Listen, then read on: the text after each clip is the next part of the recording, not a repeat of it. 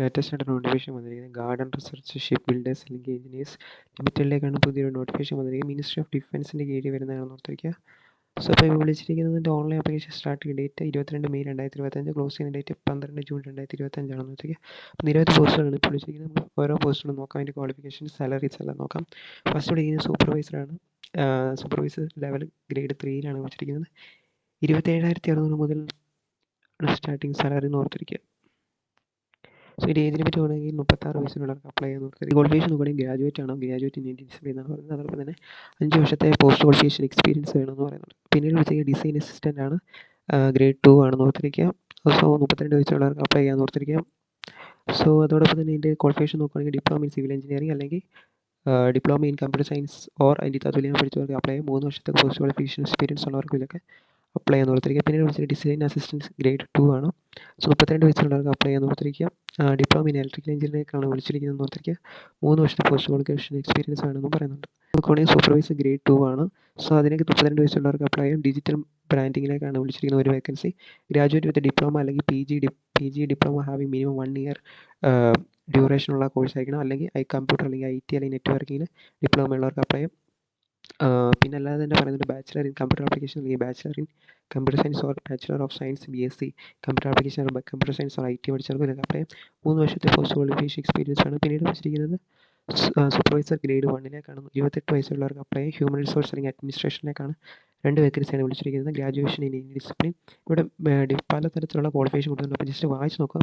ഇതിനകത്ത് ഏതെങ്കിലും ക്വാളിഫിക്കേഷൻ നിങ്ങൾ മീറ്റ് ചെയ്യുന്നവരാണ് ഇതിലേക്ക് അപ്ലൈ ചെയ്യാൻ ഓർത്തിരിക്കുക. മെയിനായിട്ട് പറയുന്നത് ഗ്രാജുവേറ്റ് ഡിസിപ്ലിൻ വിത്ത് ഡിപ്ലോമ അല്ലെങ്കിൽ PG ഡിപ്ലോമ ഉണ്ടായിരിക്കണം. അല്ലെങ്കിൽ നിങ്ങൾക്ക് ബാച്ചിലർ ഓഫ് ബിസിനസ് അഡ്മിനിസ്ട്രേഷൻ അല്ലെങ്കിൽ ബാച്ചിലർ ഓഫ് ബിസിനസ് മാനേജ്മെൻറ്റിൽ വിത്ത് 60% മാർക്ക് ഉണ്ടായിരിക്കണം എന്ന് പറയുന്നുണ്ട്. അപ്പോൾ ഇതിൻ്റെ പോസ്റ്റ് ക്വാളിഫിക്കേഷൻ എക്സ്പീരിയൻസ് വേണം. അപ്പോൾ നിങ്ങൾക്ക് ഇതിലേക്ക് അപ്ലൈ ചെയ്യാം. ഈ ക്വാളിഫിക്കേഷൻ മീറ്റ് ചെയ്യുന്നവർക്ക് അപ്ലൈ ചെയ്യാം. സോ പിന്നീട് വിളിക്കുന്നത് സൂപ്പർവൈസർ ഗ്രേഡ് 1 ആണ്. 28 വയസ്സുള്ളവർക്ക് അപ്ലൈ ചെയ്യാം. ഓഫീസ് മാനേജ്മെൻറ്റുകൾക്ക് ഒരു വേക്കൻസി ജനറൽ കാൻഡിഡേറ്റിനാണ്. ഡിപ്ലോമ ഉണ്ടായിരിക്കണം എന്നാണ് പറയുന്നത്. വിത്ത് 60% മാർക്ക് ഉണ്ടായിരിക്കണം. ഇവിടെ ഒരു പോസ്റ്റ് ക്വാളിഫിക്കേഷൻ എക്സ്പീരിയൻസ് ആവശ്യമില്ല. അതോടെ പിന്നീട് വിളിക്കുന്നത് സൂപ്പർവൈസർ ഗ്രേഡ് 1 ആണ്. 28 വയസ്സുള്ളവർക്ക് അപ്ലൈ ചെയ്യാം. മെക്കാനിക്കൽ ബേസിസുള്ള പോസ്റ്റാണ്. ഒരു വേക്കൻസി EWS റിസർവ് ചെയ്തിരിക്കുകയാണ്. ഡിപ്ലോമ ഇൻ മെക്കാനിക്കൽ എഞ്ചിനീയറിംഗ് അല്ലെങ്കിൽ തത്വത്തിൽ 60% മാർക്ക് ഉണ്ടായിരിക്കണം എന്നും പറയുന്നുണ്ട്. പിന്നീട് വിളിക്കുന്നത് സൂപ്പർവൈസർ ഗ്രേഡ് 1 ആണ്. 28 വയസ്സുള്ളവർക്ക് അപ്ലൈ. ഇലക്ട്രിക്കലിലേക്കാണ് വേക്കൻസി വന്നിരിക്കുന്നത്. ഒരു പോസ്റ്റ് OBC കാൻഡിഡേറ്റിന് റിസർവ്ഡ് ആണ്. Diploma in electrical engineering with 55% മാർക്കുള്ളവർക്ക് അപ്ലൈ.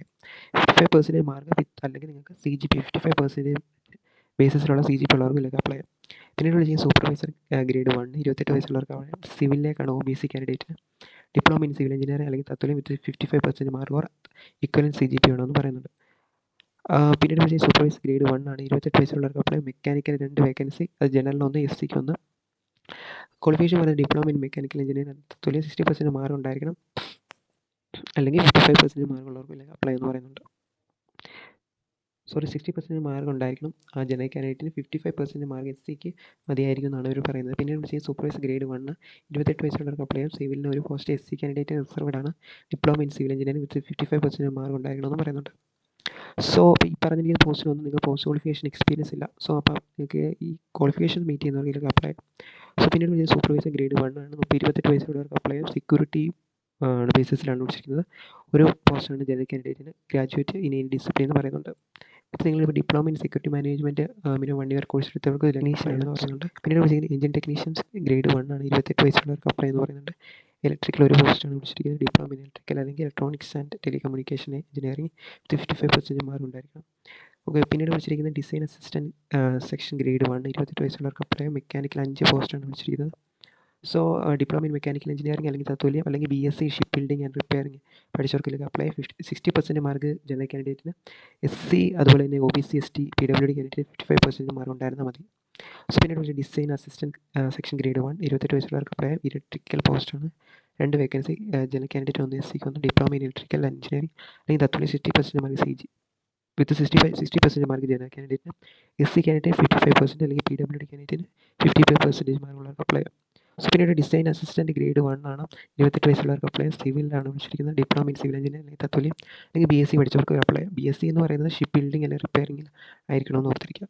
പിന്നീട് വിളിച്ചിരിക്കുന്നത് ഫിക്സഡ് ടൈം എംപ്ലോയ്മെൻറ്റ് എന്ന് പറയുന്ന ബേസിസിലുള്ള പോസ്റ്റുകളാണ് ഇപ്പോൾ പറയാൻ പോകുന്നത്. സൂപ്പർവൈസർ സെക്ഷൻ ഗ്രേഡ് 4 38 വയസ്സുള്ളവർക്ക് അപ്ലൈ. ഇലക്ട്രിക്കൽ അല്ലെങ്കിൽ ഡിപ്ലോമ ഇൻ ഇലക്ട്രിക്കൽ എഞ്ചിനീയറിംഗ് അല്ലെങ്കിൽ ഇലക്ട്രോണിക്സ് എഞ്ചിനീയറിംഗ് അല്ലെങ്കിൽ തത്തുല്യം പഠിച്ചവർക്ക് അപ്ലൈ.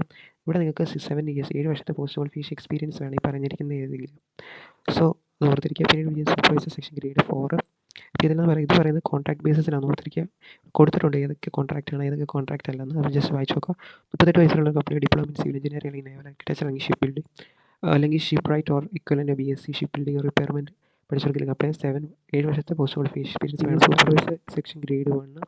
ഇവിടെ എന്ന് പറയുന്നത് നേഴ്സിംഗ് ആണ് മെയിൽ കാൻഡിഡേറ്റ്സിന് വേണ്ടി. ഇപ്പോൾ ഡിപ്ലോമ ഇൻ ജനറൽ നേഴ്സിംഗിൽ ഉണ്ടായിരിക്കണം എന്ന് പറയുന്നുണ്ട്. പിന്നീട് വിളിച്ചിരിക്കുന്നത് സൂപ്പർവൈസർ സെക്ഷൻ ഗ്രേഡ് 28 വയസ്സ് വരെ നേഴ്സിംഗ് പോസ്റ്റാണ് ഡിപ്ലോമ ഇൻ ജനറൽ നേഴ്സിംഗ് എന്ന് പറയുന്നുണ്ട്. അല്ലെങ്കിൽ BSc നേഴ്സിംഗ് പഠിച്ചവർക്കിലേക്ക് apply. Supervisor section grade 1. HR അല്ലെങ്കിൽ അഡ്മിനിസ്ട്രേഷനിലേക്കാണ് graduate in discipline with diploma or PG diploma ഉള്ളവർക്ക്. ഇവിടെ നോക്കി നില്ലെന്ന് കൊടുത്തിരിക്കുന്നതെന്ന് വെച്ചാൽ നിങ്ങൾക്ക് പോസ്റ്റ് ക്വാളിഫിക്കേഷൻ എക്സ്പീരിയൻസ് വേണ്ട എന്നാണ്. ഓക്കെ, അത് ജസ്റ്റ് ഒന്ന് ഓർത്തിരിക്കുക.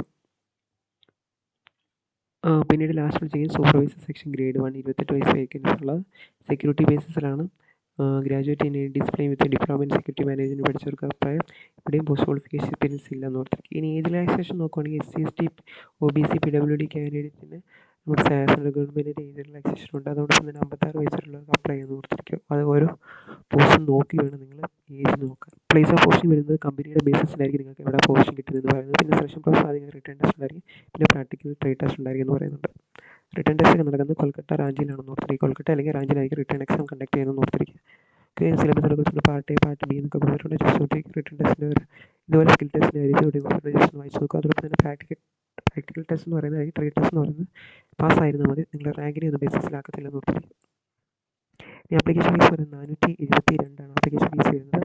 അതുപോലെ SC ST PWD അതുപോലെ തന്നെ ഇൻറ്റേർണൽ കാൻഡിഡേറ്റ്സിനൊക്കെ ആണെങ്കിൽ ആപ്ലിക്കേഷൻ ഫീസ് ഇല്ലെന്ന് ഓർത്തിരിക്കുക. റിട്ടേൺ ടെസ്റ്റ് നടക്കുന്നത് ഇവർ പറയുന്നത് ജൂൺ ജൂലൈയിലായിരിക്കും എക്സാം കണ്ടക്ട് ചെയ്യുന്നതെന്ന് ഓർത്തിരിക്കുക. ഡീറ്റെയിൽ ആയിട്ട് അവർ കൊടുത്തിട്ടുണ്ട്. വായിച്ച് നോക്കി. 22 മെയ് 2025 അപ്ലിക്കേഷൻ സ്റ്റാർട്ട് ചെയ്തത്. Last date 12 June 2025. അതോടൊപ്പം തന്നെ അഡ്മിറ്റ് കാർഡ് അപ്ലോഡ് ചെയ്യുന്നത് എക്സാമിന് 1 വീക്ക് മുന്നാണെന്ന് പറയുന്നുണ്ട്.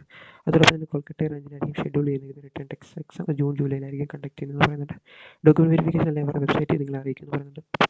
ഡീറ്റെയിൽ ആയിട്ട് നോട്ടിഫിക്കേഷൻ വായിച്ച് നോക്കുക. അപ്പോൾ പെട്ടെന്നാണ് നോട്ടിഫിക്കേഷൻ വായിച്ചത്. അപ്പോൾ കുറേ ഡീറ്റെയിൽ ആയിട്ടുണ്ട്. അപ്പോൾ ജസ്റ്റ് വായിച്ച് നോക്കുക. അതുപോലെ തന്നെ ലൈക്ക് ഷെയർ ചെയ്ത് സബ്സ്ക്രൈബ് ചെയ്തിട്ട് അതുപോലെ ന്യൂ ജോബ് നോട്ടിഫിക്കേഷൻ അറിയുന്നത് ചാനൽ ലൈക്ക് ഷെയർ ചെയ്ത് താങ്ക് യു.